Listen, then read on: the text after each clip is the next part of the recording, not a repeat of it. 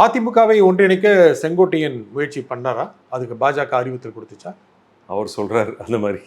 But அஃபிஷியலாக we don't have any proof. ஆனால் பாஜக கொடுத்துருக்குமா? இருக்கலாம்.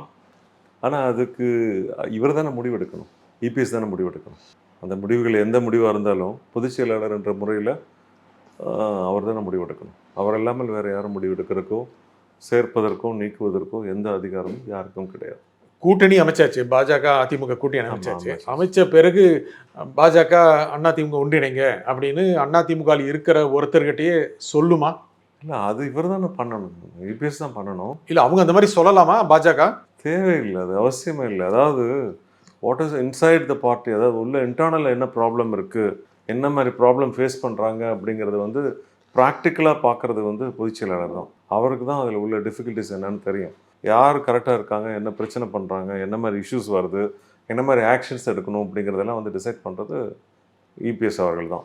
அவர் தான் அதை முடிவு பண்ணணுமே தவிர வேறு எந்த கட்சியும் யாரும் முடிவு பண்ணுறதுக்கு எந்த வாய்ப்பும் இல்லை.